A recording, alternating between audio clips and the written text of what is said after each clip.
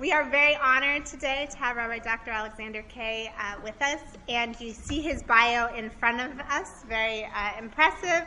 Some highlights, his BA and MPhil in history at University of Cambridge, his Ph.D. in Jewish history from Columbia, rabbinic ordination from Yeshivat Chovevei Torah Rabbinical School, and his forthcoming book, The Faith of Fallen Jews, and focusing on religious Zionism. He's going to speak to us today about questioning our assumptions about what we think we know to be true, which is always very important for us as rabbis and as people to question our assumptions and reflect on history moving forward for the future. So we are thrilled to have him and to learn with him.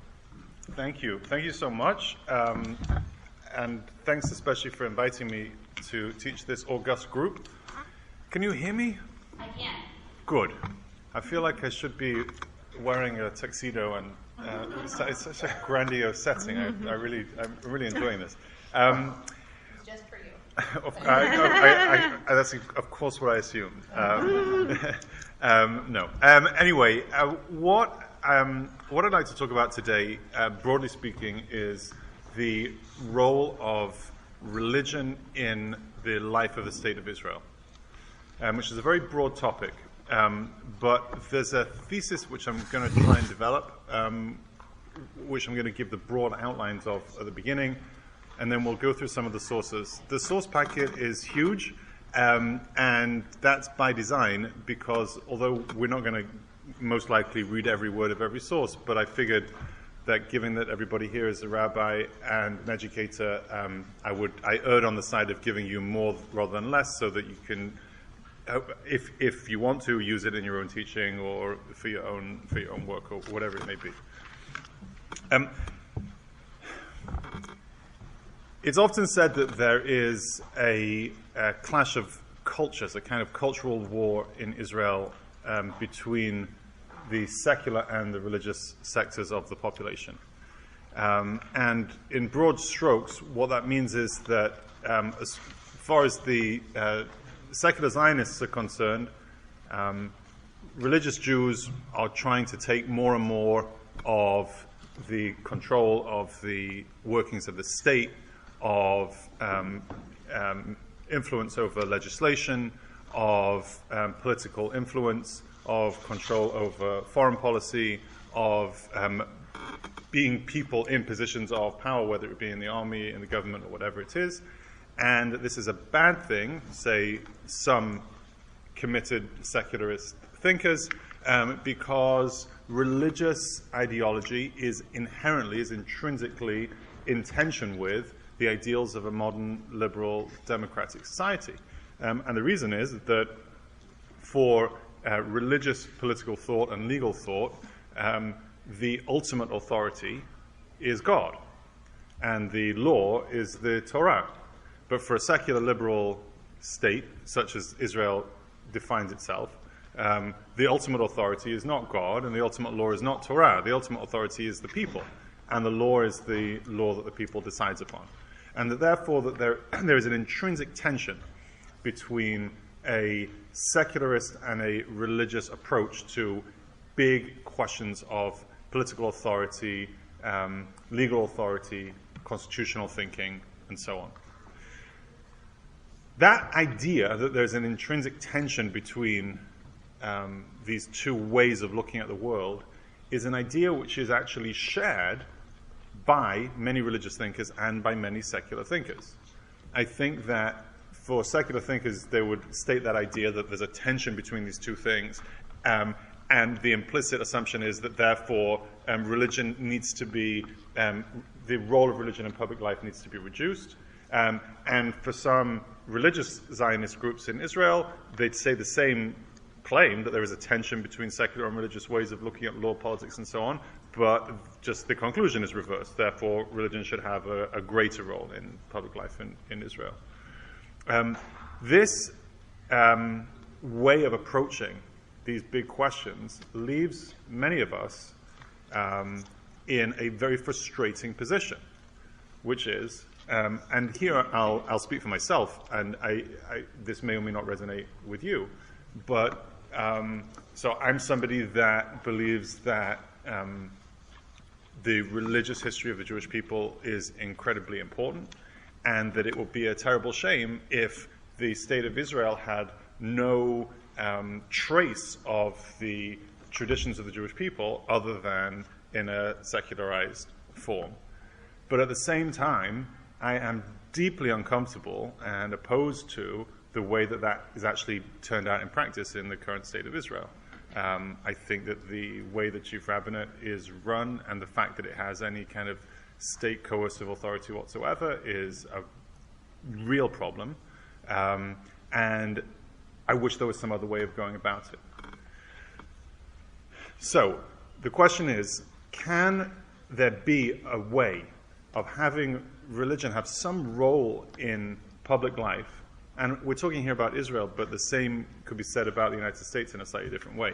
Is there a way of religion having some role in public life without it laying claim to a kind of total authority over everything? Mm-hmm. Is there some way of staying committed to democratic, liberal ways of thinking about politics, and yet still say that there is room for some role of religion in public life, and without there necessarily being a tension between those two things?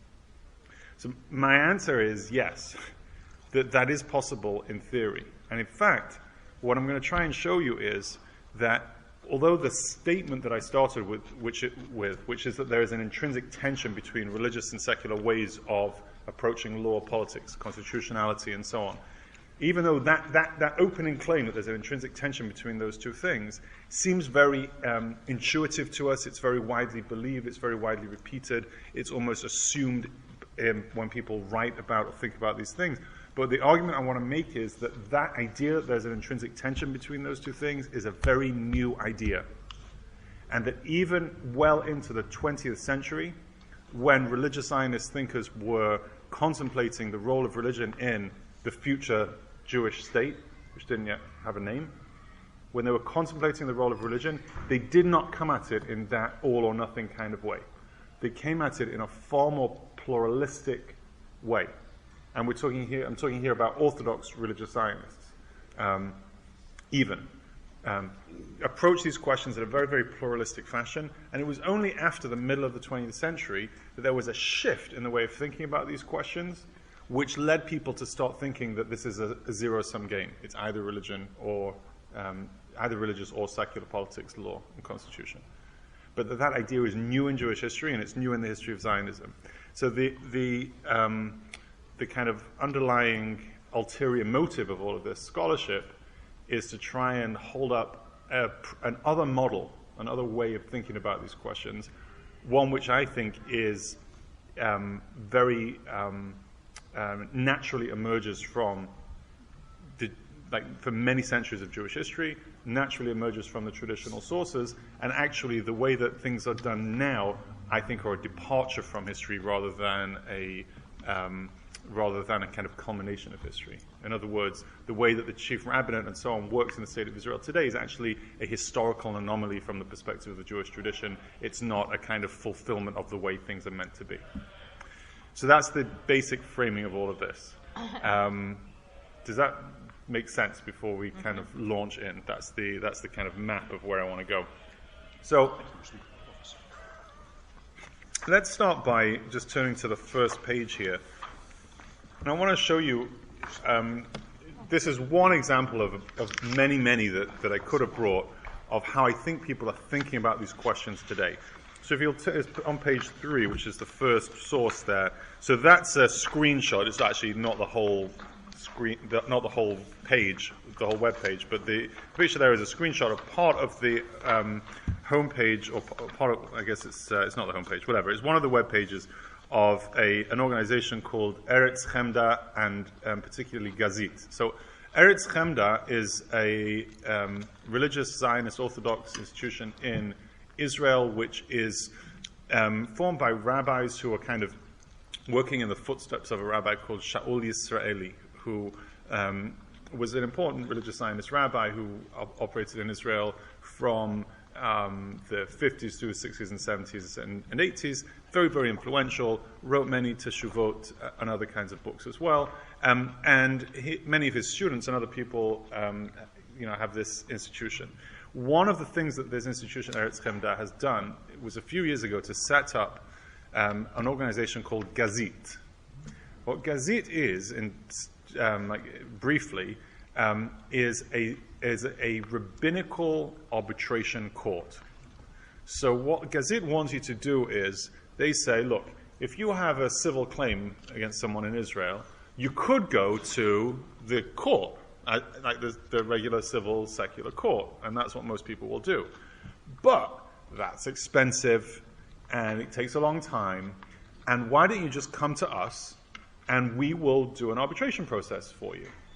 Which sounds delightful, and makes a lot of sense. It's cheaper, it's more straightforward, and the basic principles that we go by are the principles of rabbinic law. And the people who sit on the court, this arbitration court for Gazit, are, I don't know that every single one of them, but my guess is that every one of them is a rabbi and actually also a dayan. So that's the idea of Gazit. Question is, what's the motivation of doing this? So let's just read. I translated a couple of paragraphs from this website. Do you want to read? Does somebody want to read? You're all eating a little bit. Someone who's finished eating. Unfortunately, the system of rabbinical court serves almost exclusively as a court for matters of divorce and personal status. For a variety of reasons, there are a few Israelis, even among the religious community, who see this system as the proper forum for resolving civil and financial disputes. Refraining from using rabbinical courts is not only a severe halakhic problem, but also a cultural one. One of the components of the Zionist dream, the renaissance of sovereign Jewish nationhood, was a desire that the legal system should reflect the values of Jewish justice and the Jewish legal tradition. So we've got, thank you. It's a beautifully revealing paragraph, that, I think, because what they say on the website in lots of places is this makes a lot of sense because it's cheaper and it's quicker and so on, and you should do it with us. But what's here, I think, is the real motivation for this court of arbitration, which is that, first of all, there's a whole system of rabbinic courts in the state of Israel, they say, and no one uses them for civil cases. No one uses them for civil cases. As you certainly know, in the state of Israel, rabbinic courts have exclusive jurisdiction over the personal status law of Jews. That is to say, you cannot get married or divorced in Israel if you are Jewish outside of the rabbinical court system. However, the rabbinical courts do not have exclusive control over civil law whatsoever. This passage is lamenting that fact. And it's lamenting the fact that even, as they put it, even religious Jews, even observant Jews, don't go to the rabbinical courts except when they have to. And they don't realize that this is a serious sin. As they say, this is a severe halachic problem. And they also say it's a severe cultural problem because they say that one of the components of the Zionist dream was that the legal system should reflect the values of Jewish justice and the Jewish legal tradition, which is not accurate, which is not accurate historically. Actually, it's not totally false, but it's not the whole truth. There were, in the Zionist movement, in the earlier years of the Zionist movement, Zionist scholars who said, look, Zionism is about the rebirth of Jewish national identity. And so part of that is the rebirth of the Jewish national language, which is Hebrew. And that's where Eliezer ben Yehuda comes along, and there's the rebirth of Hebrew, and the rebirth of modern Jewish literature, and so on. And there were some scholars that came along and said, just like there's the rebirth of of the Hebrew language, there should also be the rebirth of Hebrew law. And they wanted there to be a new kind of modern law that drew on the resources of Jewish law and would be put into effect in the state of Israel. The people that wanted that were fairly few. It was not a very popular movement, and it was entirely unsuccessful. But that's something that Eretz Chemda picked up and wanted to lift up. But outside of the religious Zionist community, there was nobody that said that halakha should be the state of the law of the state of Israel. So in other words, what I'm pointing out here is that there's an assumption. This is a website that, I took this off the web like last week or something. There's an assumption here among at least this religious Zionist organization that ideally everyone should be going to rabbinical courts for everything. and should not be going to the civil courts at all.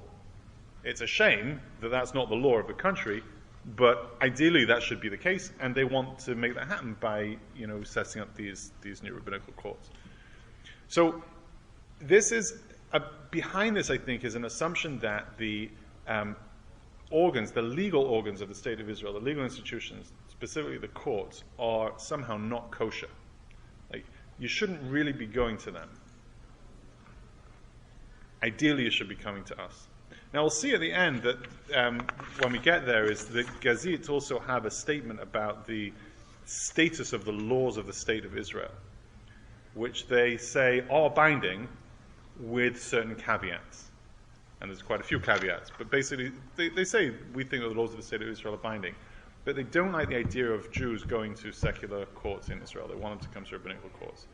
So what I want to do now is try and figure out, can I just give a roadmap, and then what I want to do is to try and figure out where this idea comes from. Is this something that's organic to the Jewish tradition, that this kind of deep skepticism of secular courts in the State of Israel? Or, as I'm going to try and argue, did it, and I think it did, come out of a particular shift that happened in the middle of the 20th century for reasons which we'll try and explain. And to do that, we're going to first go into some really deep background, first biblical and then medieval background about the role of the relationship between politics and religion in Judaism. And then we're going to move to some modern material to see how that plays out in modernity. Is that door? Do you mind if I shut that? Thank you. Sorry, yeah. Hi. So I'm just curious. What was your name? Hi. In Israel, two Haredi businessmen have a dispute. They're going to go to the secular government to work on it. They won't go to a Beit Din. And would they see them as legitimate if they're modern Orthodox? If they said, well, we don't want to go to the secular government, but even would this be legitimate in their eyes because they're not Haredi? Good question. So I'm not going to talk much about Haredim today, and you've immediately picked up on that. There are many Haredi Batei Din in Israel, which the state and the chief rabbinate kind of gives implicit, turns a blind eye to, essentially. In other words, allows them to function. I'm not a sociologist of this, so I don't know what people would tend to do in that situation. I don't know. But I suspect that there are Haredi rabbinical courts that people would go to for civil cases. I suspect that that's right. Yeah. One point of clarification.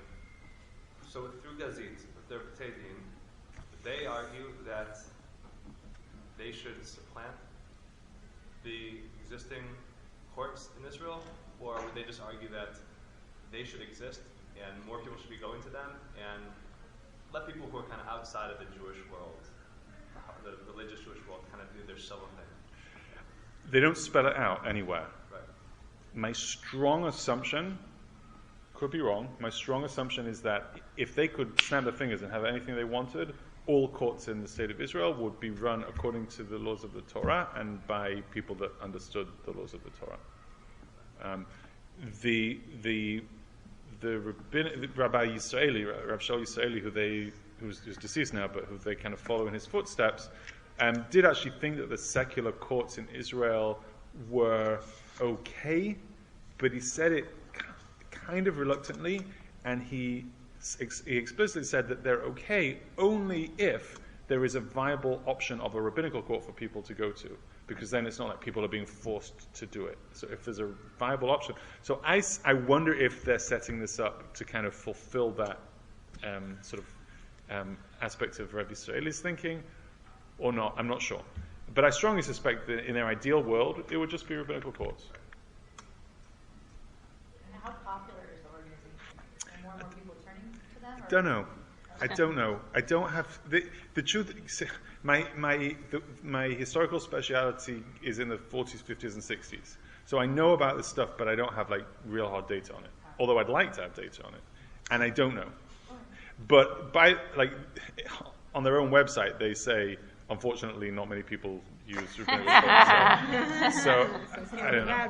I don't know. I mean, I suspect people are going. I don't know how many. And by the way, just to be clear, my position is not that this is like necessarily a bad thing. I'm not saying this to pass judgment against it or to say it's good. I'm using it to illustrate as one example of an illustration of the basic attitude of the religious Zionist community in Israel to these kinds of questions. Whether it's good or not is another question. I mean, arbitration courts sound like a good idea in all kinds of ways. But anyway, okay, all right. Should we get groovy? Let's go way back in time. So where we're going to start is with the idea of the king. Okay, so to understand the relationship between religious and I'm going to use the word secular, even though it's utterly anachronistic, but it's a shorthand in ways that I'll come to in a second. So to understand the relationship between religious and secular legal authority, the place to start is the idea of the king in the Hebrew Bible. Now, as I'm sure I don't need to tell you, the Hebrew Bible is... Thank you so much. I just realized I can say Tanakh. I spend so much time teaching, and I teach in so many different contexts. Thanks for the water. And so I just kind of sink back into the vocabulary, but it's nice to feel at home. Okay. So as I do not have to tell you, the different parts of Tanakh are very ambivalent about the idea of the king. Some books are very much in favor of it. Some books are very much, if not opposed to it, at least more kind of leery of the idea of kingship. There's a lot of ambivalence in the Tanakh about kings. What we know is that in Dvarim, in chapter 16, it says, if the Israelites want a king like all the other people around you, then you shall surely appoint for yourselves a king from among your brethren, etc., etc. And then sometime later, in the book of Shmuel Aleph, the Israelites say exactly that. They want a king. So we'll just go quickly through this. We don't need to go through the whole chapter, but I mean, you know the story that the people come to Shmuel.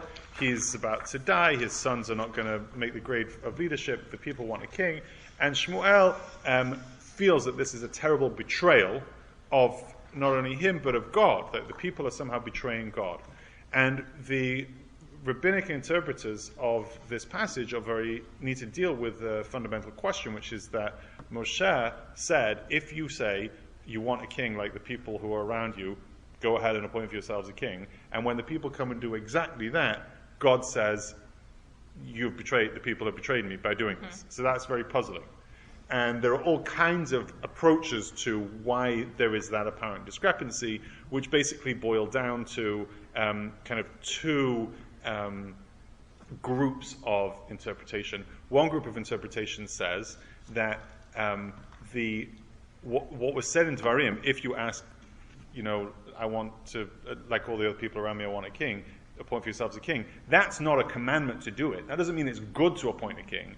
It's similar to the Eshet Yifat To'ar, which is that, if you are at battle and you see a captive woman who you want to make into, actually, implicitly, if you want to see somebody that you want to have sex with, you can't just go and have sex with her, the male soldier. You have to bring her back to your house and shave her hair and wait for ages and da-da-da. And then, so in other words, like the Eshet Yifat Torah, which is not like a commandment of this is a great thing to do, everyone should go out and do this all the time. No, it's a bad thing to do, but it's a kind of concession to the impulses of human nature. If you're going to do this terrible thing, at least do it in this way, give yourself a cooling down period, understand that it's problematic.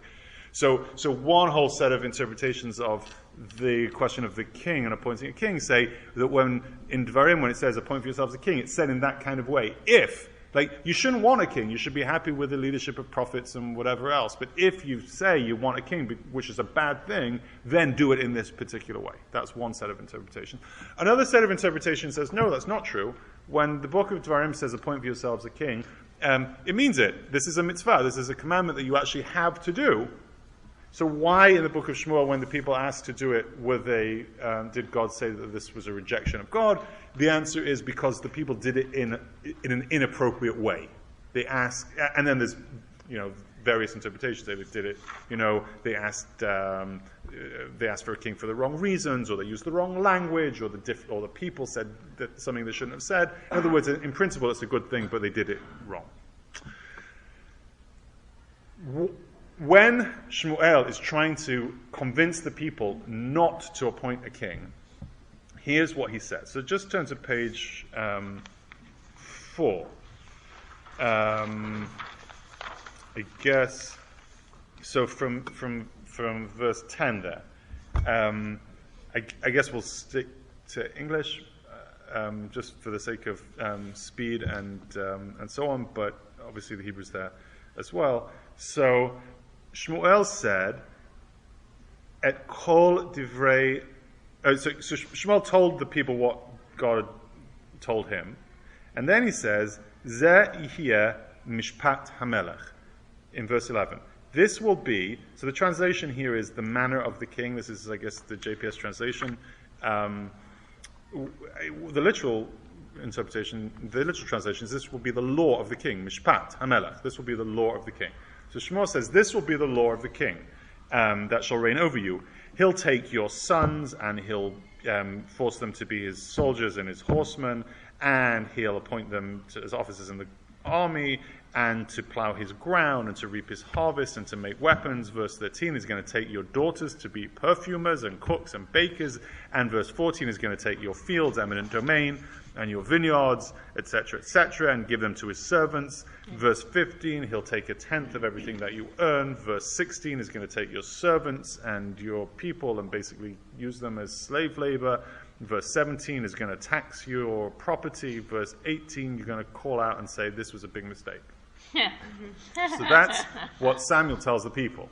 Like, this is what's going to be Mishpat HaMelech, the law of the king. Now, there are two ways of interpreting this. Samuel says, this is Mishpat HaMelech, this is the law of the king. Does he mean, when the king is appointed, this is what the king is going to do? And why is he going to do that? Because he's going to be really powerful and have an army and loads of power, and the king's going to do all this stuff and you won't like it. Now, should the king do it? Of course not. It's forbidden for a king to do that. But the king's going to do it anyway, and I'm telling you this as a kind of warning about the problems of centralized political authority, which isn't prophetic. That's one way of reading this. That it's, the king shouldn't do this, but the king's going to do this. Another reading is, Ze yeh mishpat hamelech. This will be the law of the king. If you appoint a king, the king will legitimately and lawfully be allowed to do all of these things. The king will be allowed to take your land, take your people, and take your servants, and take your animals, and tax you. The king will be allowed to do that, which you won't like, and therefore don't do it. So there's two, and in rabbinic literature, there are kind of two interpretations of this, which follow those two lines. Is the king, is mishpat hamelech melech mutar bo? Is this mishpat hamelech something that the king is allowed to do, and is legitimately, or is it unlawful? Now, the main thrust of the rabbinic tradition, probably, this is contestable, but I'd say that the main thrust is that the king is permitted to do these things. And certainly, Jewish communities acted through the centuries as if the king was allowed to do these things. So what does it mean that the king is allowed to do these things? What it means is that if you have, what it means is that there is, according to the Mishpat HaMelech section in the book of Shmuel and the way it's interpreted through the generations, that according to rabbinic law, what you have is Mishpat HaTorah, which is what we tend to call halacha nowadays, and you have Mishpat HaMelech. And these are two legal systems. Because according to Mishpat HaTorah, according to halacha, if the king comes to your house and takes your daughter by force to be a cook, or if the king says, I'm going to take your land because I want to give it to my friend as patronage, that's theft or kidnapping. I know he's a king, but the king doesn't have the right, according to halakha, just to take stuff. According to halakha, the king is a person, like any other person. You can't just take stuff, that's theft. But according to Mishpat HaMelech, the king does have the authority to do these things. So not only are there two distinct legal systems here, but they are actually mutually exclusive. There are things which are permitted under Mishpat HaMelech, which are forbidden under Mishpat HaTorah. Right? There are things which Shmuel says the king can lawfully do, which, according to Halakha, are unlawful. This is the foundation for the way that Jewish communities all over the world operated for really millennia. Which is to say that Jewish communities, it's often thought that, in the olden days, whenever that was, all Jews were religious, whatever that meant, and everyone followed halakha, so the communities were all governed by halakha, right? And who were the courts in Jewish communities? They were made up presumably by rabbis who judged according to the halakha. Right. Now, I mean, that's what many, I would guess, most Jews assume was the case, and that's partly true, but it's only partly true. What's actually the case is that in Jewish communities historically, halakha was a central legal system that was considered fully binding on everybody. But there were also other legal systems that were also considered fully binding on everybody, and there were a number of them. So Dina de Malchut Hadina is a legal system which does not come from halakha, it does not come from the Torah, it does not come from Har Sinai. It's a separate thing that some other king made up, and that's binding on Jews.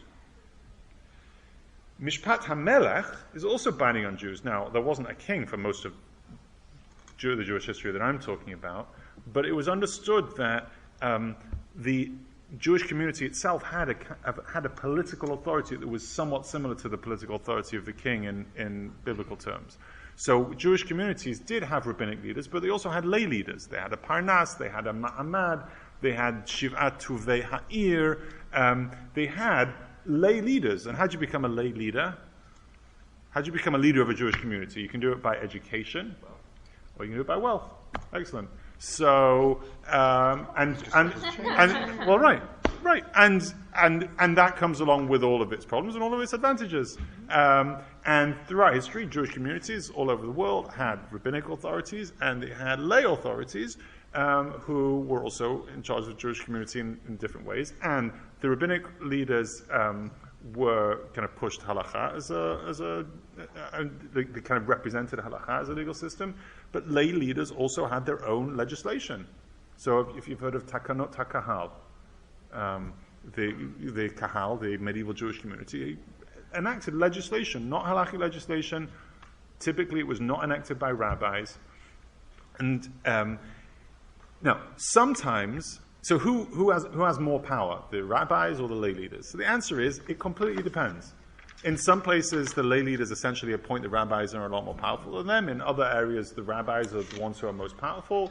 Sometimes, and this is complicated, but sometimes rabbis act as lay leaders also. In other words, on your lay panel, you may also have a rabbi, an influential rabbi, who may, in his, always his in the medieval period, in his role as a lay leader, right, he's a rabbi, but in his role as a lay leader, he may make legislation which is non-halakhic legislation as well. And it's the balance of power changes in time and place, but the fundamental point is that Jewish communities are not exclusively governed by halakha. And in fact, they are governed by halakha, but also by these other legal systems and other systems of legislation, which are, generally speaking, created by lay leadership and not often, but can come in conflict with halakha. Do we know kind of the earliest examples of that? I mean, does it start with the Exarch in Babel?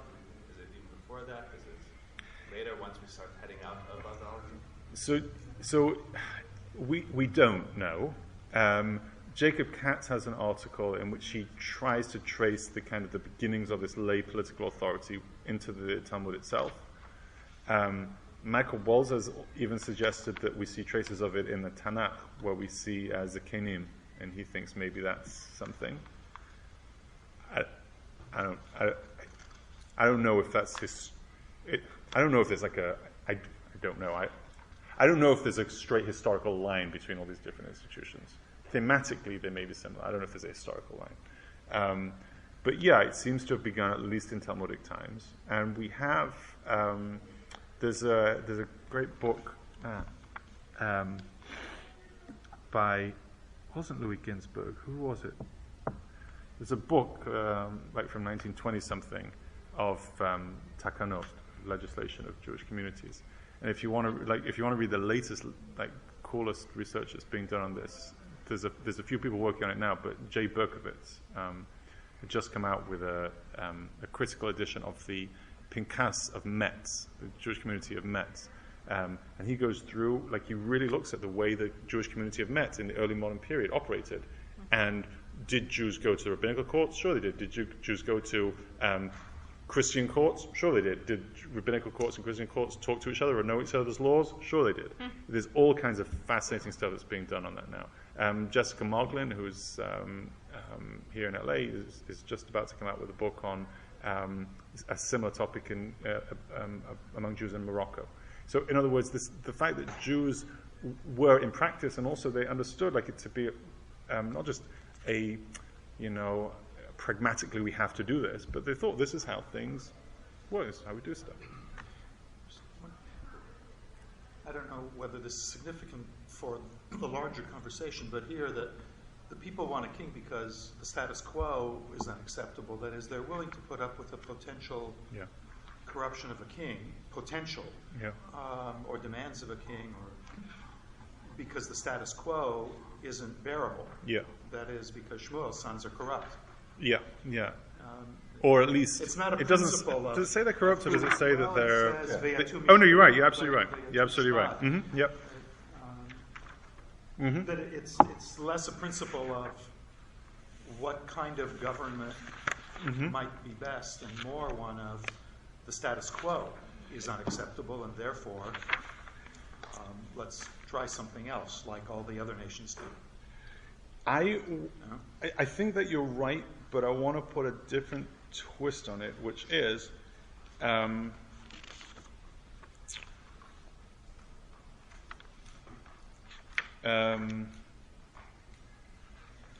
so if you see in that, so it says Shmuel's sons did not walk in his ways, they took bribes. Now, so first of all, the question is, why is that relevant? It seems to be relevant because I agree with everything you said, but just to say more, it seems to be relevant because there's an assumption that they would ideally have liked Shmuel's sons to take over, which is a new thing, because for all of the judges so far, we've not seen the son of a judge taking over from a judge, or the daughter of a judge taking over from a judge. There's been a judge arises, fights whoever, and then on with the next thing, and then another judge arises. So there's already a kind of implicit desire for a dynastic succession, which is part of kingship. And in the next verse also they say, not the next verse, in the next verse but one, in verse 5, they say, "Sima lanu melech leshaftenu kechol hagoyim." We want a king to judge us like all of the nations. In other words, it seems not just that it's not just because the sons are corrupt, but because there is an impulse here for a dynastic succession, and also for a political system that's similar to other people's. It also then says it's not limloch aleinu, right? But lishpotenu. Which is interesting, right? That they don't want a king to reign over them; they just want a permanent judge. Right. Which I think is different than language of Dvarim, and it is a bit different from what God's response is here. And if I'm not mistaken, that's exactly one of the. Remember, I talked about the two kinds of interpretation. Like, why is this bad?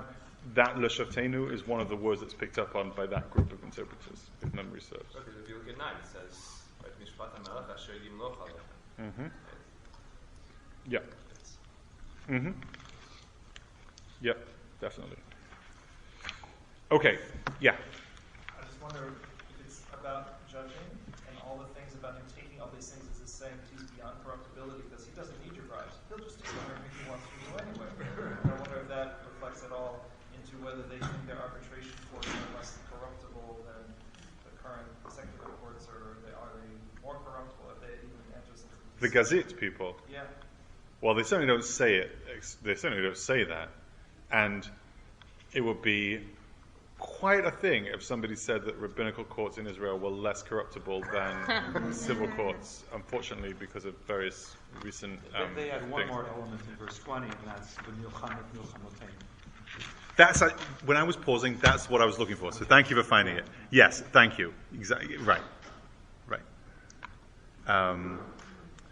They do think there's something a king can do that Shmuel can't, even though he was a leader, and they did. So I don't know. Okay, so I just want to show you a couple of examples. How are we doing for time? I want to show you a couple of examples. We have until 2, right? 1:30. 1:30? Oh, okay. That's good that I knew that. I thought we had until 2. Okay, and it's now 1:05. Is that right? Okay. So we're going to skip. Just know, sources 3 and 4, I'm going to tell you what they say. Because you need to, if you don't know about source 4, you really need to know about source 4.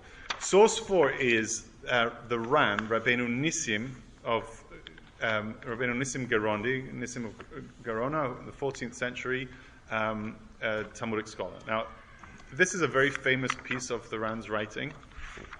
It's not something that every medieval rabbi would have articulated in the way that he did. He has a kind of fairly extreme formulation of what people tended to think, but he says it in a very, very clear way, and in a kind of at one end of the spectrum. And here's what he says. He says, halacha is not meant to rule politically. That's not its purpose. It's not good at doing that. You can't, if you catch a murderer and you judge the murderer according to halakha, the murderer is almost certain to get away, even if it's clear to everyone that they did it. If somebody steals according to halakha, they have to give back the thing they stole and pay a fine. But it's not such a deterrent. In other words, the Ran says halakha is not actually good at ruling in practice.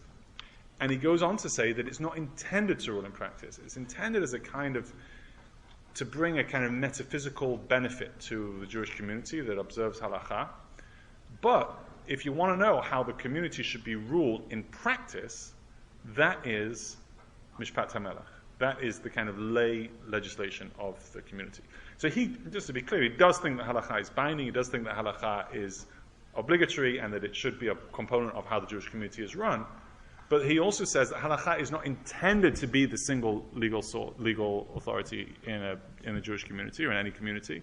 And that this secular, he doesn't use the word secular, it's an anachronism, but this non-halachic legal system is required if you're going to have a functioning system.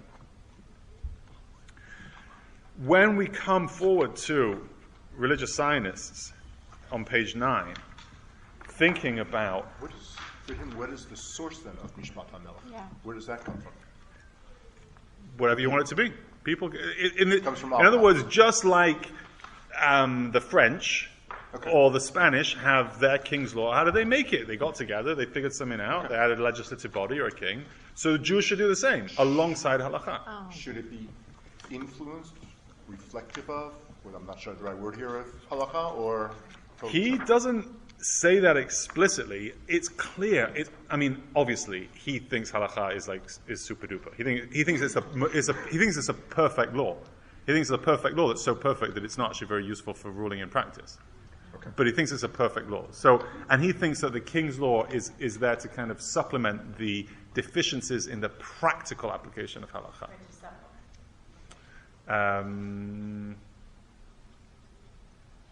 Yeah, but a pretty big supplement. Like, you need criminal legislation, you might need new civil legislation. I mean, it's not just a one or two things. It's pretty substantive, I think. So even if some criminal law is really explicit in the Torah, he'd be okay with saying, well, but that's really not workable, so Yeah, and by the way, and Rambam is too, even though Rambam doesn't put this quite like this. Like many, and the Rashba, which I gave you in source 3 also. Like, if somebody is seen to like chop off someone's head in public, right? And then they go through the whole halakhic system with, was there a warning? No, there wasn't a warning. Or were there 2 witnesses? Yes, but they were brother and sister. Whatever, or there were 2 brothers. Or yes, there were 100 witnesses, but they were women. Or so they don't count according to the medieval version of halakha. So the murderer gets off. So Rambam would says, yeah, but if that happens, like the king should go and chop his head off. Literally, like that. If it's that clear. So it's a very common medieval principle. And by the way, the king going and getting that guy and chopping his head off is, if you didn't have the whole idea of mishpat hamelech, that would be murder because the guy's innocent according to halakha. Right. But it's not murder, it's actually required for the proper running of society. So it's commonplace for medieval rabbis that there is a non-halachic political system. And halakha still is tremendously important, and the difference among medieval rabbis is how big a role does this other thing. So for Rambam, the role of the king's law is pretty circumscribed. For the Ran, it's probably a lot bigger, and but the principle is shared by basically everyone. So what he's saying is, halakha is perfect, but it's not practical. It's exactly right. Mm-hmm. Now, when religious Zionists start to think about what should the state of Israel look like, again, the Jewish state, wasn't called that yet, so they started thinking about this in the 20s, in the 30s, in the 40s, and as far as I've seen, more or less every suggestion that was produced by the religious Zionist community about what should Israel look like, what should the Jewish state look like, more or less every suggestion followed some version of the Ran here. It's some version of the idea that halakha is not the single legal system that can rule all of the state, for practical reasons. So more or less every version had, I've given you here Shimon Federbush. So if you just turn to page 10. So Shimon Federbush was the chairman of World Mizrahi Organization. Like he's a serious, well-respected person. He wrote a book which was called Mishpat HaMalucha, yes, for obvious reasons. And he talks about, on page 9 there, duality in adjudication and even in legislation has endured throughout Jewish history in various forms. That is to say, legislation and adjudication in accordance with religion and the Torah, side by side with legislation and adjudication that did not depend on the law of the Torah. That's what we've been reading about. And in the next page, page 10, from what it has been said, it follows that according to the Torah of Judaism, religious authorities must be separate from political authorities. And he argues for, and please read it because it's kind of incredible actually, this is like a mainstream international religious Zionist leader writing in the late 40s and the early 50s. He is very clear that there should be a separation of religion and state in the state of Israel, that there should be a secular legislation and adjudication in the state of Israel, and that religion should have a really central role. So he says in the middle paragraph on page 10, those who think that religious Judaism is the core of the spiritual existence of the Jewish people, and that there is no future for our people without its Torah, should establish a religious authority in Israel, a board of rabbis, let's say, who should have spiritual power and moral weight, not political power, not legal authority, not coercive authority, spiritual power and moral weight by spreading the knowledge of the Torah and revealing its light, truth, and beauty throughout the people. They should ensure that the government does nothing to impede the religious life of believers, which in the 50s was a serious concern. Maybe the state would come and say, it's going to make it hard to have kosher food or hard to keep Shabbat, so that's important. And they should also try and make sure that the ruling authorities should be imbued with a spirit of kindness and generosity of the Torah and the prophets, and that the laws of the state be founded on the basis of the justice of the Torah of Israel, and that its eternal ideas be concretized in the state of Israel. In other words, he thinks that religion should have a central role in the state of Israel, but its central role should be one of moral authority, of spiritual authority, and encouraging the state to found its laws on the kind of basis of justice in the Jewish tradition, but not that halakha should be the legal system of the state of Israel, not that rabbis should have coercive authority to do anything whatsoever. He doesn't say it. I suspect that he would have wanted rabbis to be in charge of marriage and divorce because that was a position that was entirely uncontested at the time in the 40s and 50s. Nobody, not the UN, not secular Zionists, not Ben Gurion, none of the constitutional proposals that were put forward challenged that principle, and I suspect that he wouldn't have done anyway, but he certainly doesn't need civil law and criminal law to be run according to halakha. Now we come to Rabbi Herzog, so page 11. Along comes Rav Herzog. Now, I'm writing a book where I try and talk about this shift, and I think I'm right about it. I might not be, but I'm pretty sure I am, which is that in the late 40s, a shift happened away from all these proposals that built on this kind of dual legal idea that was found in the medieval authorities and in Tanakh itself, away from ideas like the idea of Shimon Federbush and Shlomo Goren and many others, like the whole list, Reuven Margolit, many in the Kibbutz Hadati movement. A shift away from that to this idea that ideally what the Torah wants is for the state of Israel to be run by a single legal system, which is halakha. And that position was spearheaded by a number of important people, but the most important and the biggest advocate for it was Rav Isaac Yitzchak Halevi Herzog, who was the first Ashkenazic chief rabbi of the state of Israel. And he wrote a lot about constitutional matters in Israel, and he argued forcefully that, number one, we don't want all this legal pluralism, two different legal systems operating side by side, that can't be. And number two, if there's going to be a single one, which there should be, it should be halakha. Now, just to be clear, Rabbi Herzog was not, he was actually pretty progressive by the standards of the Orthodox rabbinate of the mid-20th century. And he worked very hard to propose modifications or different interpretations of halakha to make it more amenable to people that were not Orthodox Jews. Because otherwise, he didn't want to advocate that halakha should be the law of the state, but then, so that means no women witnesses or judges, no non-Jewish witnesses or judges. What do you do about the problems that the Ran had brought up 700 years earlier, about laws of murder and so on? So Rav Herzog did propose all kinds of sort of new interpretations. He wouldn't have called them changes, but new interpretations or new takanot to make halakha more amenable to the modern state, and especially more amenable to the majority of Israelis who were secular Jews. But the principle had changed.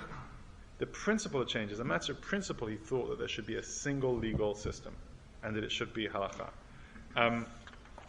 Let's read a couple of things. So just turn to page 13 at the bottom. So there he's saying, look, we need to make various modifications to halakha, and then he says at the bottom of page 13, with respect to my efforts to solve the problems of bringing Torah law into correspondence with a democratic Jewish state, I anticipate puzzlement. Why all this effort? One of the later medieval authorities, Rabbeinu Nissim Gerondi, which we've talked about, has already provided a solution. He says that there are two kinds of law, the law of the Torah and the law of the state, or royal law, and why not just do it that way? Like all of the medieval rabbis thought, and like early religious Zionists thought. And he answers on the next page, on the top of page 15, it's unacceptable. It's an unacceptable solution. I maintain my position that it is inconceivable that the laws of the Torah should allow for two parallel authorities like the courts of law and the courts of equity, the latter stemming from the authority of royal law that operated in the past in England. According to the Torah law, there is no basis for this assumption of double or parallel jurisdiction of two authorities. All we have is the ruling that the king executes a murderer even when he's released by the Bet Din. In other words, a very, very narrow application of the Mishpat HaMelech. Now, he says it's inconceivable that there could be this parallel system of laws. But we know it's not only is it conceivable, it actually happened. It's historical fact. And it's not only historical fact, but it's something that many medieval authorities thought was the right way of going. And he knew that. So the question is, why does he make this change? Does he start to make these changes after he's appointed as chief rabbi? He starts writing about this in the late 30s, so probably yes.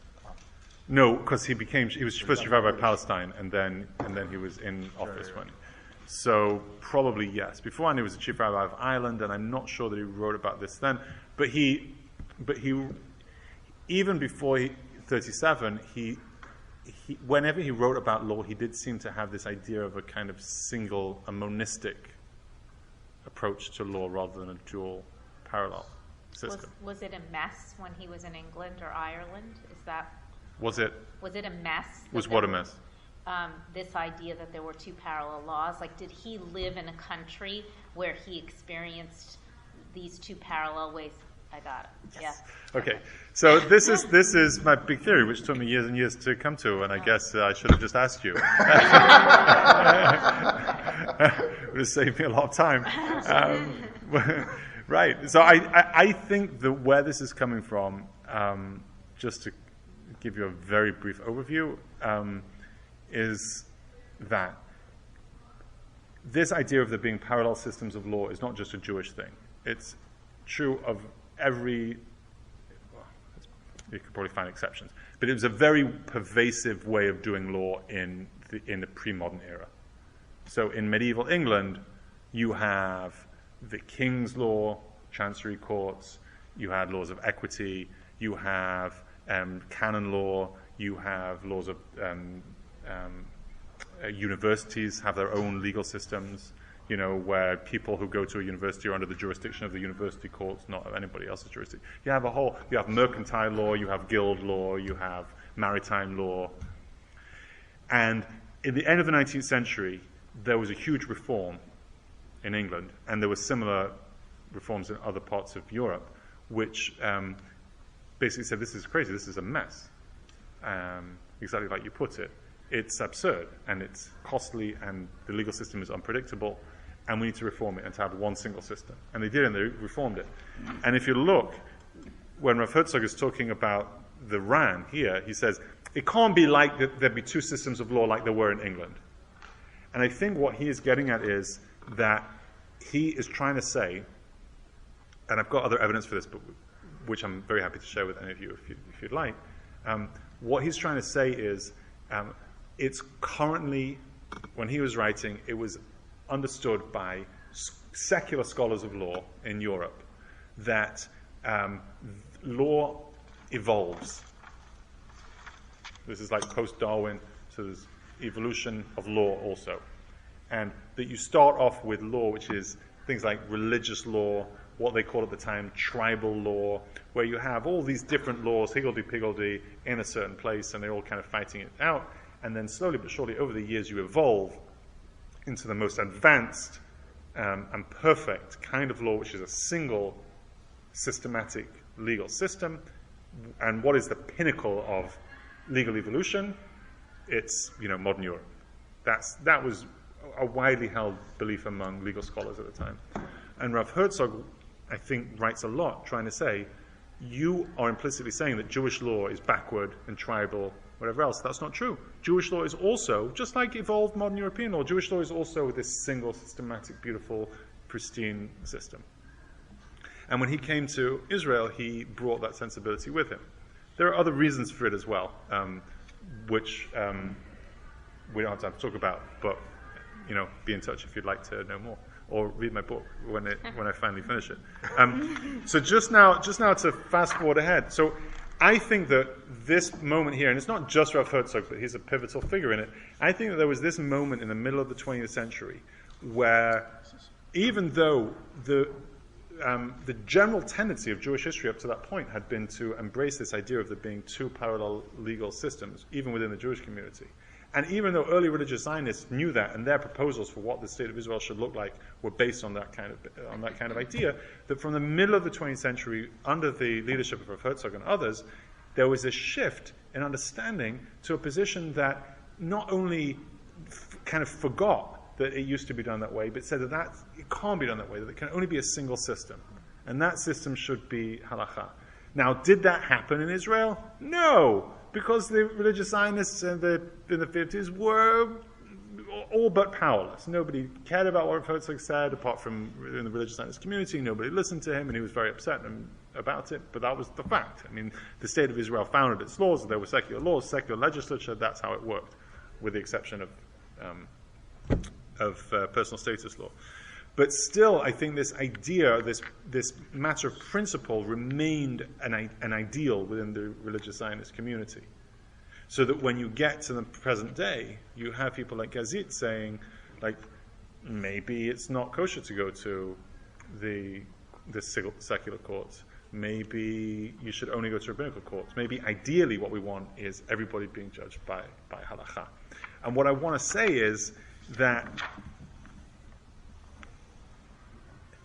I don't want to overstate this, but I think that some of the problems that we're seeing today in the tensions between religious and Zionist communities in the state of Israel are predicated on this zero-sum game ideology about law.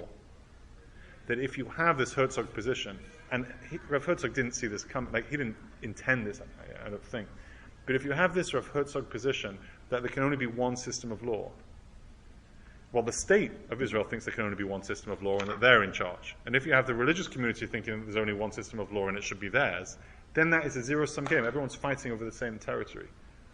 And I want to suggest, not that anyone will listen to me, of course, but if we can do some work to recover this very, very old tradition of legal pluralism within the traditional Jewish sources, that might be a way of rethinking the role that religion can play in the modern state of Israel, a way that we can say that, no, like religion is important in our lives, and it has a very powerful and positive potential, but we don't need to insist on it being the single law for the whole state in order for it to have any role whatsoever. There can be a way of saying, like Shimon Federbush said, that religion can have like a role of moral persuasion, of spiritual power and guidance, without it needing to have kind of coercive political and legal power. Andrew, you wanted to ask a question? I think we've got like 2 or 3 more minutes. What I'm kind of struggling with is, hearing these reports continually coming out of Israel about those who want to challenge the authority of the Supreme Court. The Supreme Court doesn't have the authority to make it. It's just a secular court. Yeah. And struggling with